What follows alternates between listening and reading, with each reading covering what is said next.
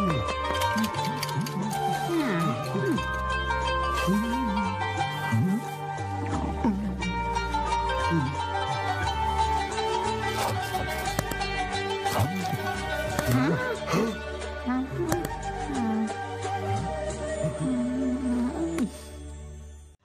عليكم ورحمة الله وبركاته. ازيكم حبايبي في كل مكان؟ عاملين ايه؟ يا رب تكونوا بخير بصحة وسعادة دايما.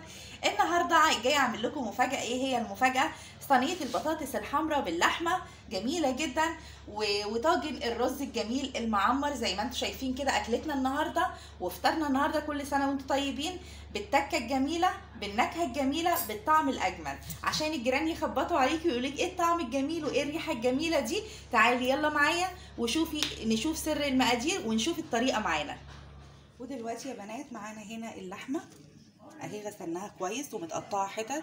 اي لحمة طبعا، سواء لحمة بتلو، لحمة ضاني، لحمة بقري، اي تقطيع عادي جدا مفيش اي مشكلة. ومعانا هنا كمية البطاطس حسب الصينية اللي انتي هتحطيها فيه. معانا زي 1.5 كيلو بطاطس متقطعة تقطيع متوسط، ولا رفيع قوي ولا تخين قوي. معانا هنا البهارات، قرفة، زنجبيل، فلفل، بابريكا، كمون، السبع بهارات، الملح، معانا كل التوابل. تمام، هنشوف دلوقتي هنعمل ايه. معانا هنا جبنا الحلة سخناها جامد جدا وحطينا فيها زي معلقتين سمنة اهو. هنسيح السمنة كويس، سمنة او زبدة عادي جدا مفيش اي مشكلة خالص. تمام، وهنحط هنا معانا اللحمة، هنديها الصدمة.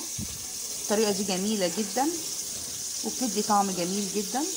دي طريقة صينية البطاطس بتاعتي اهو.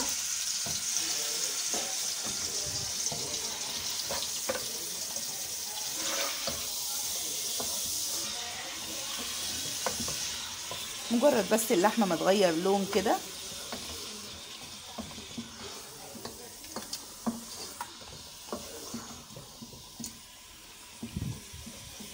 الله على الريحة والجمال بتاعت السمنة، جميلة جدا. عايزة اللحمة بس تغير لون. طبعا احنا شايفين اللحمة غير لون كده بسيط ونزلت مية كتير اهو. شايفين كمية المية اللي هي نزلتها، نزلت مية كتير طبعا. تمام، بعد كده هنحط التوابل بتاعتنا كلها، وورقتين لورا. دي بقى بتدي طعم رهيب جدا لصينية البطاطس، بتدي نكهة وطعم جميل جدا وريحة. وهنقلبها كده، هنشوحها كده في بعضها، مش بنسويها احنا، بس بنغير لونها وبنعمل التوابل كلها باللحمة عشان تاخد نفس الطعم. جميلة جدا.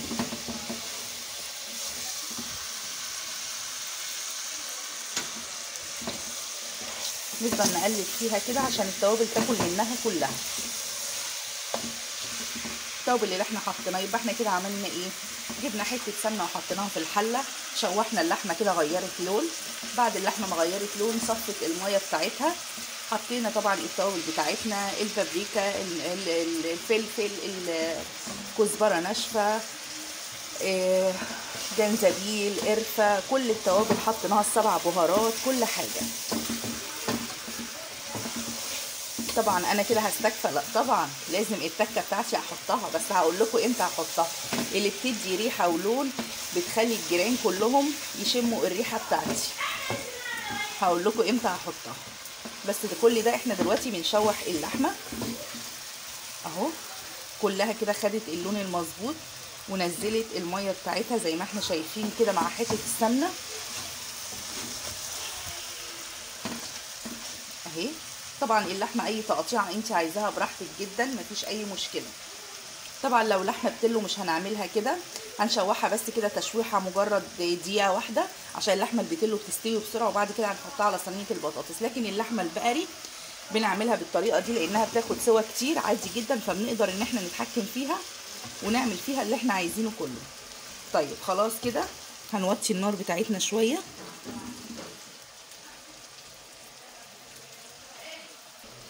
هنكونوا مسخنين ميه كويس جدا وهنحطها فيها زي ما احنا شايفين كده كميه الميه.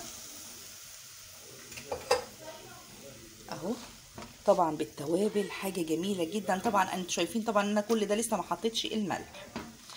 هنبدا بقى دلوقتي نحط الملح بتاعنا. طبعا هنحط كميه الملح بتاعنا. في سر بقى عايزه اقول لكم عليه، سر رهيب جدا ده في اي سليق لحمه. انا ممكن اكون قلت لكم عليه في فيديوهاتي قبل كده. هنحط زي معلقه سكر، بتدي طعم وبتسوي اللحمه لو مش مستويه معاكي بسرعه. اهو حاجه بسيطه جدا من السكر، جميله جدا. وهنوطي عليها النار وهنغطيها لغايه مش تستوي، يعني ايه نص سوا كده، احنا عايزاها نص سوا. طبعا بعد ما سلقنا اللحمه، ما سلقناهاش قوي، خدناها زي 3/4 سوا كده. جبنا المقلايه هنا اهو، وحطينا فيها معلقه سمنه بلدي او زبده او زيت حسب الرغبه بتاعتك، وحطينا فيها اللحمه. هتاخد كده تشويحه عشان تبقى لوز العنب، جميله جدا ولذيذه جدا. هتاكليها بالف هنا وشفا. اهو تتشوح بس كده تشويحه بسيطه، وهتاخد في نفس الوقت من الصوص. هينزل الصوص بتاعها وهتاخد منه بعد طبعا ما سلقناها بس 3/4 سوا. احلى صينيه بطاطس تقدري ان انت تعمليها، وسهله جدا وبسيطه، وطعم مش هتقدري ان انت تقاوميه. دي صينيه البطاطس بتاعتي انا بطريقتي انا اهو. طبعا احنا شايفين اللحمه، بصوا يعني ايه 3/4 سوا، مش مستويه قوي.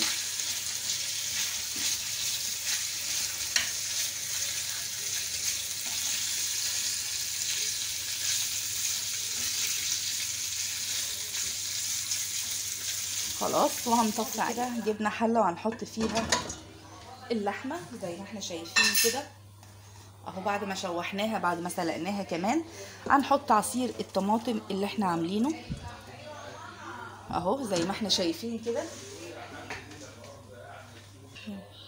وبعد كده هنحط زي 3 معالق صلصه اللي انا عاملاها طبعا في البيت.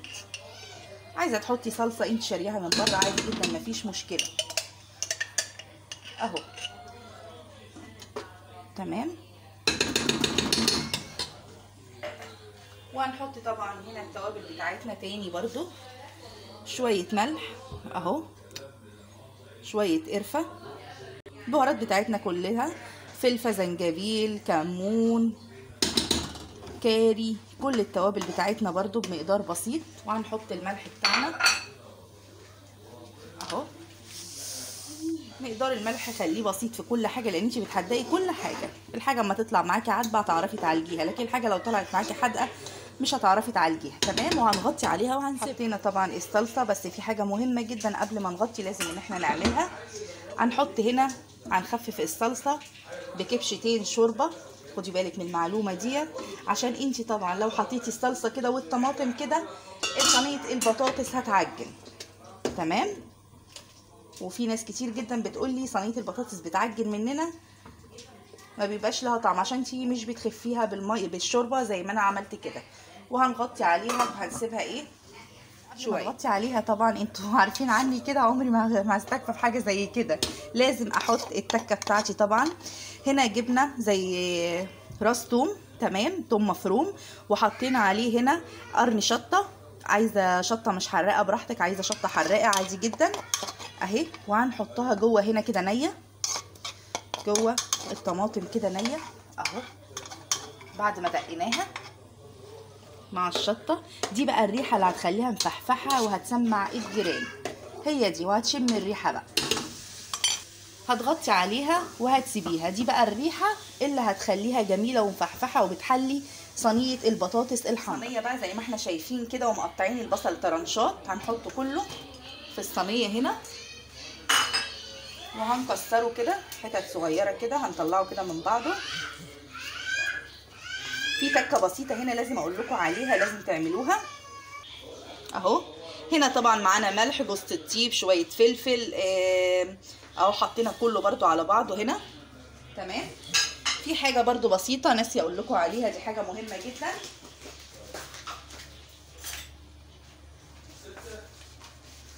اهو. هنحط رشه سكر بسيطه اهي، وبعد كده هندعكه كله في بعض. دي بقى التتبيله بتاعت البصل، دي تتبيله عالميه، دي اللي بتحلي صينيه البطاطس، تست عالمي كده اهو التتبيله. وبعد كده هنحط هنا جاي عاملين طماطميتين مقطعينهم قطع صغيره طرنشات او حتت صغيره براحتك جدا عادي. كل ما احط حاجه على البصل لازم اقلبها كويس جدا واشربها كلها من بعض. عايزه تحطي فلفل رومي حطي، عايزه تحطي فلفل اللي هو الحراق براحتك عادي جدا حطي. انا حطيت فلفل في التخديعه، مش حابه ان انا احط تاني. وبعد كده هنجيب البطاطس هنا اهو اهي، وهنشربها كده كلها في بعضها.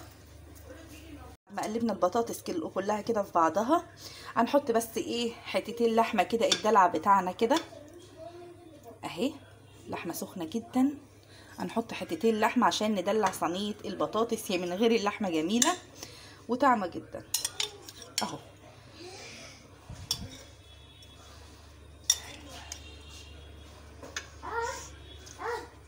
تمام. وبعد كده جبنا الطماطم اللي احنا عملناها. انا بقولش طماطم متسبكه، لا انا مش عايزه طماطم متسبكه، بس طماطم يعني ايه، يعني تتسخن مش تتسبك، لان في ناس هتقولي انت حاطه الطماطم ازاي كده من غير ما تتسبك. لا انا مش عايزاها تتسبك اهو. شايفين الريحه بصراحه يعني مش قادره اقول لكم، الريحه جميله جدا جدا جدا زي ما احنا شايفين كده اهو. دي حته لحمه اهي. وبعد كده هنغطي عليها، نجيب غطا، حاجه مهمه جدا حابه اقولها لكم، هنجيب غطا وهنغطي عليها تمام، وهنحطها على النار لغايه ما البطاطس اللي فوق تستوي. لو انت ما حطيتيش غطا عليها وحطيتيها على البوتاجاز سبتيها كده من غير غطا مش هتستوي تمام، البطاطس اللي فوق دي كلها مش هتستوي. طيب تحطي عليها غطا كده محكوم، غطا او اي حاجه كده عليها تحطيها وتحطيها على البوتاجاز. مجرد انها ما تستوي طبعا هتلاقي الجيران بيخبطوا عليكي بيقولوا لك ايه الريحه الجميله دي، اما تلاقي الجيران خبطوا عليكي وتلاقيها كده عملت كده غلت كده تمام، تولعي الشوايه وتيجي حطها فيها اهي. بسم الله ما شاء الله. طيب قبل كده بنعمل ايه على الوش بقى؟ هنجيب هنا حته سمنه، حته سمنه بلدي كده اهي، وهنحطها على الوش حته بس صغيره كده، حتتين كده صغيرين، وهنحطها على الوش بس، وهنحطها على البوتاجاز وهنغطيها وهنشوف. بصراحه الريحه واللون والطعم مش قادره اوصف لكم، جربيها بالطريقه دي هتحبيها جدا. وهنشوف في الاخر ايه اللي زي ما احنا شايفين كده يا بنات. ده الشكل النهائي بتاع صينيه البطاطس اللي احنا عملناها النهارده. بسم الله ما شاء الله. شايفين سر الذوبان، شايفين دايبه ازاي؟ بسم الله ما شاء الله لا حول ولا قوه الا بالله. شايفين اللحمه مستويه ازاي؟ بصوا ما شاء الله الله اكبر اهي. شايفين اللحمه مستويه ازاي؟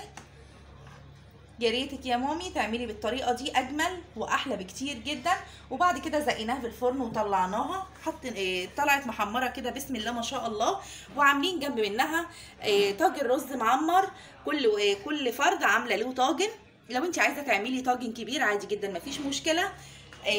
بصي يا مامي جميله ازاي، تحفه تحفه تحفه.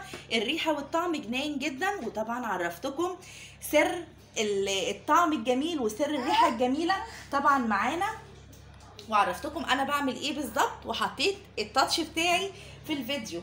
اشوفكم في الفيديوهات القادمه، ويا ريت ما تنسوش تحطوا لي لايك وسبسكرايب وشير للقناه عشان يوصل لكم كل جديد، وعايزه تفعيل الجرس عشان يوصل لكم كل جديد. واشوفكم في الفيديوهات القادمه، والسلام عليكم ورحمه الله وبركاته.